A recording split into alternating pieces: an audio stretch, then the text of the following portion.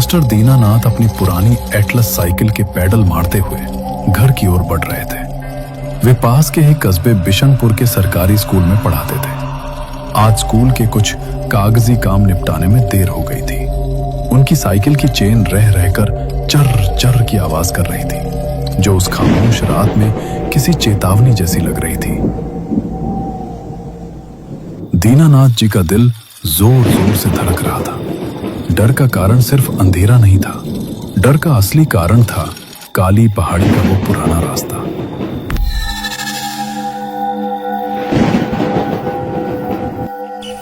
गांव के बुजुर्ग कहते थे कि काली पहाड़ी के मोड़ पर खड़ा वो सदियों पुराना बरगद का पेड़ शापित है। लोग दिन में भी वहां से गुजरने से कतराते थे और दीनानाथ जी को तो आज रात के इस पहर वहां से गुजरना था।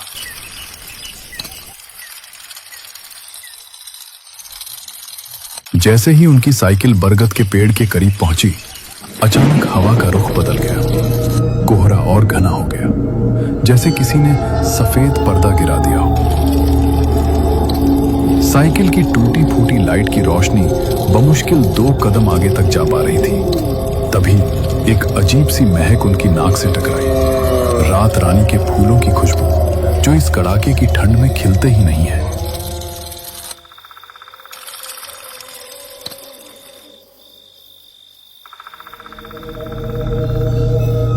साइकिल रोकिए बाबूजी। एक महीन दर्द भरी आवाज कोहरे को चीरती हुई आई। दीनानाथ जी के हाथ ब्रेक पर अपने आप कस गए। साइकिल रुक गई।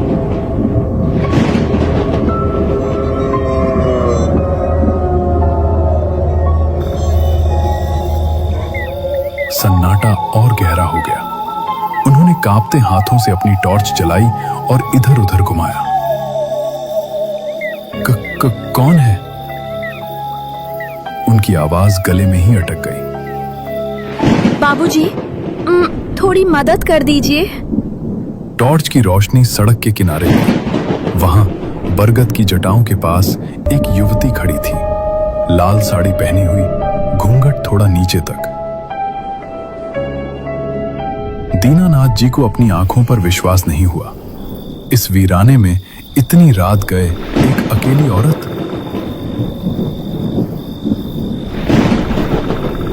बेटी, तुम इतनी रात को यहां क्या कर रही हो? कौन हो तुम? दीनानाथ जी ने हिम्मत जुटाकर पूछा। वो युवती धीरे धीरे आगे बढ़ी।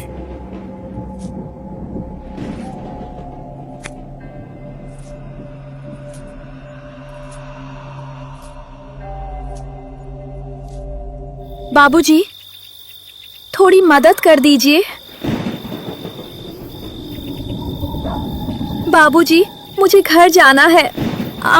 बहुत दर्द हो रहा है। क्या आप मेरे पास आएंगे? दीनानाथ जी एक शिक्षक थे। किसी की मदद करना उनका धर्म था। उन्हें लगा शायद कोई मुसीबत की मारी है। वे साइकिल खड़ी करके उसकी ओर बढ़े।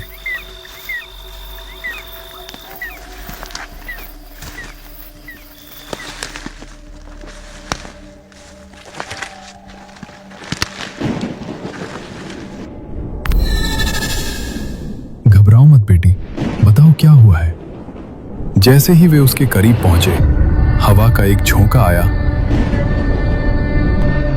और युवती का घूंघट उड़ गया।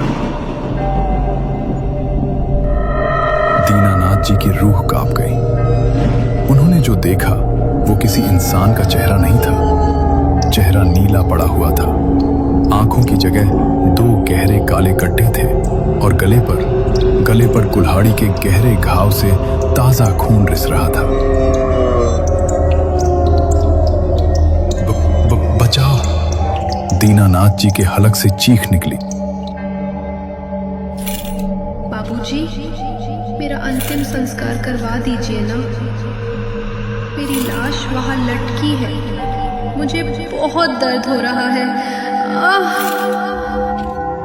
उसने अपनी उंगली ऊपर बरगद की डाल की तरफ उठाई।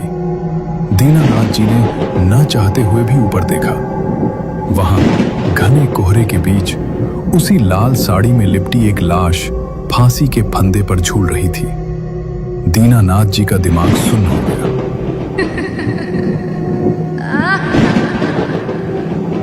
आंखों के सामने अंधेरा छा गया और वे वहीं सड़क पर बेहोश होकर गिर पड़े।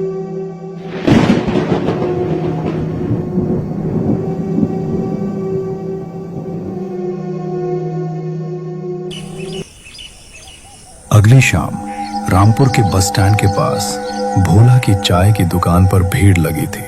हर तरफ बस एक ही चर्चा थी, मास्टर दीनानाथ का पागल हो जाना।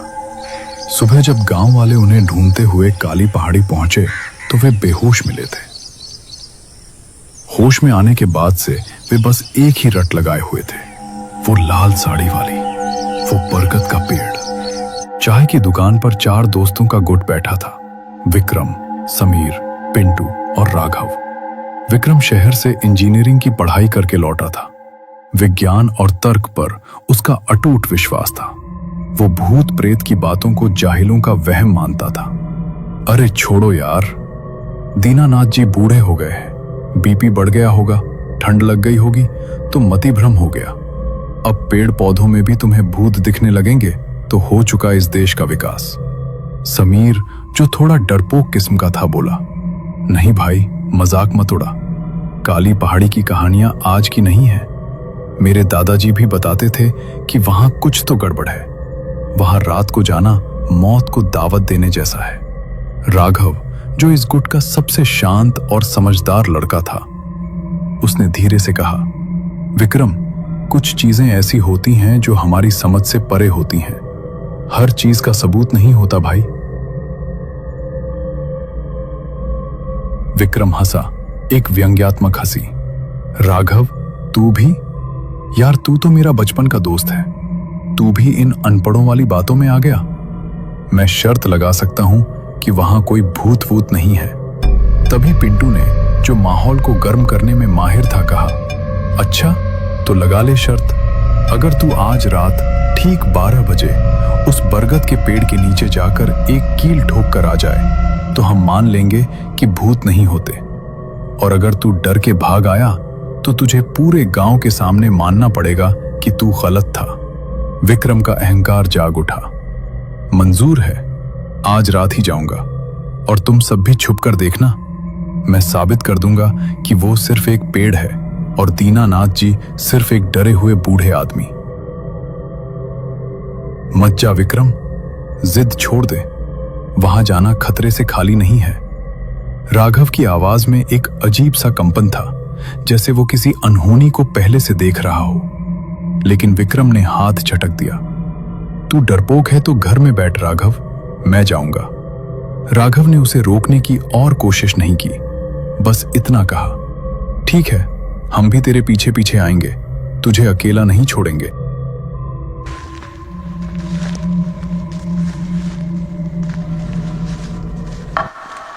रात के 11:30 बज चुके थे। विक्रम हाथ में एक लोहे की कील और हथौड़ा लिए काली पहाड़ी की ओर बढ़ रहा था।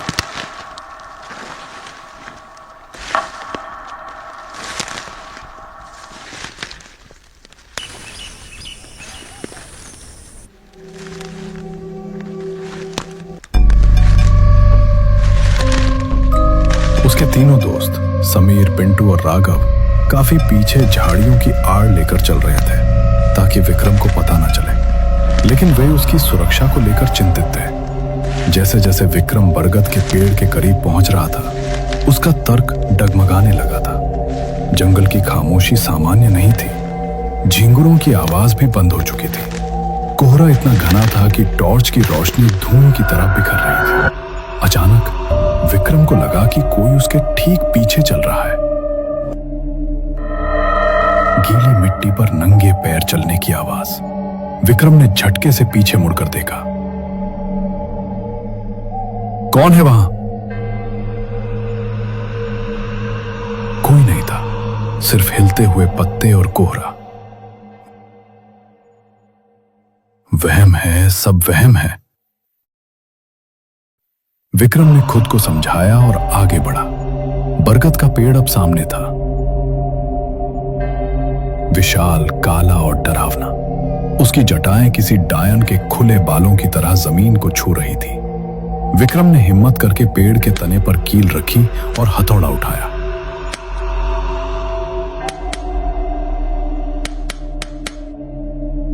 इतनी जल्दी क्या है बाबूजी?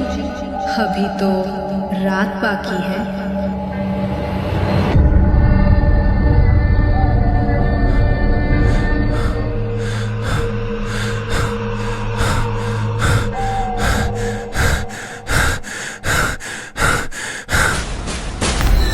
उसके ठीक बगल में पेड़ की आड़ से एक चेहरा झांक रहा था।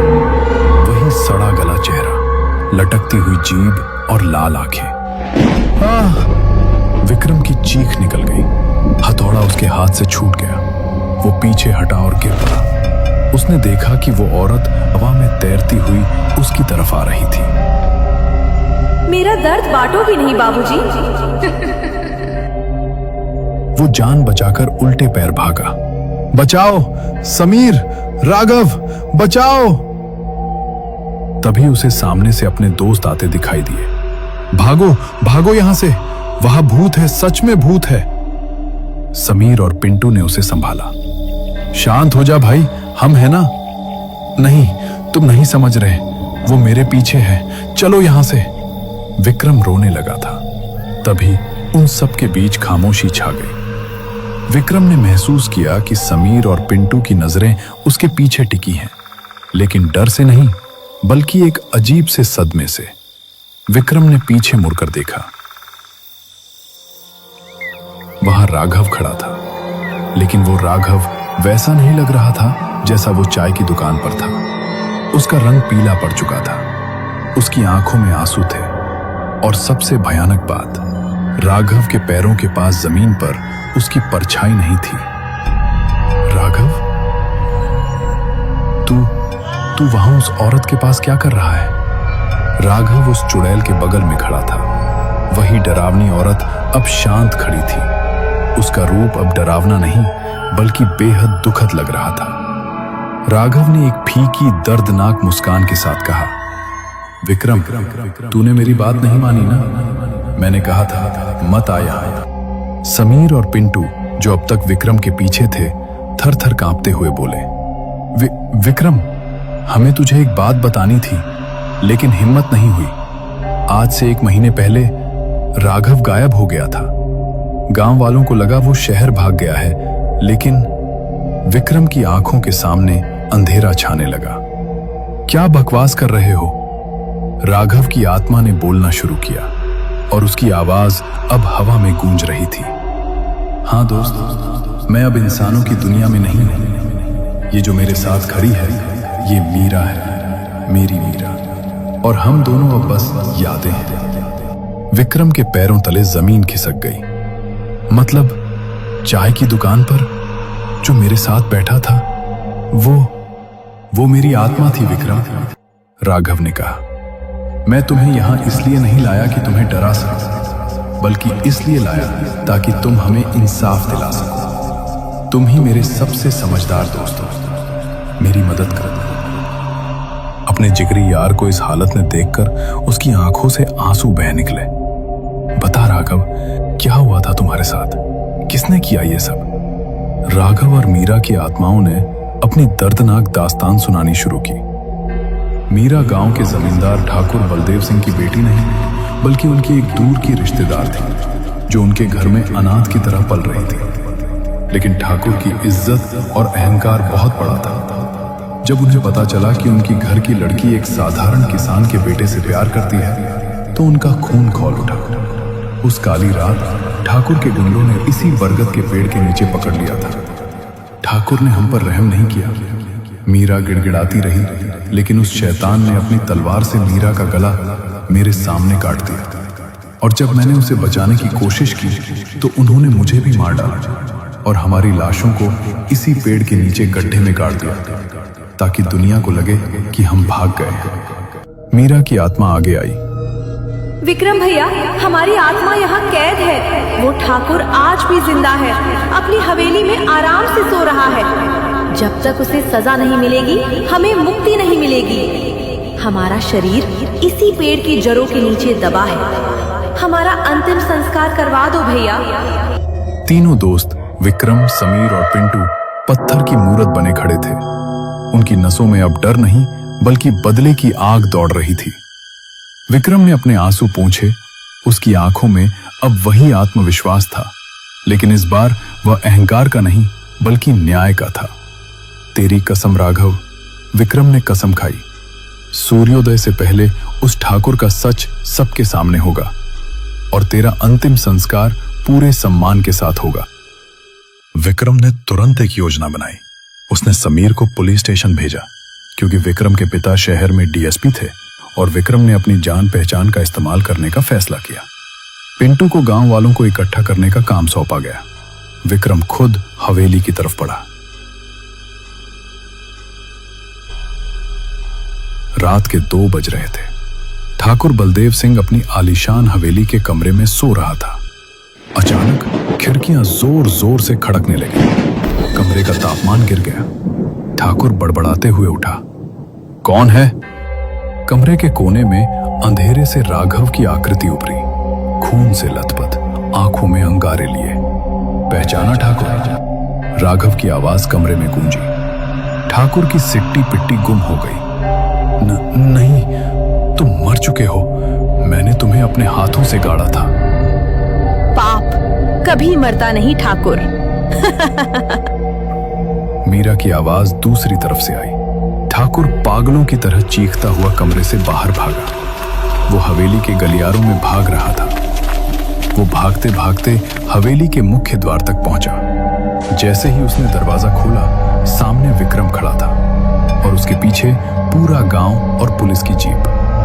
विक्रम ने चिल्लाकर कहा, इंस्पेक्टर, सुन लिया आपने? इसने अभी कबूला कि इसने मारा है। दरअसल विक्रम ने अपना फोन चालू करके स्पीकर पर रखा था और वो पुलिस के साथ लाइव रिकॉर्डिंग कर रहा था। ठाकुर का डर से पीला पड़ा चेहरा ही उसका सबसे बड़ा सबूत था।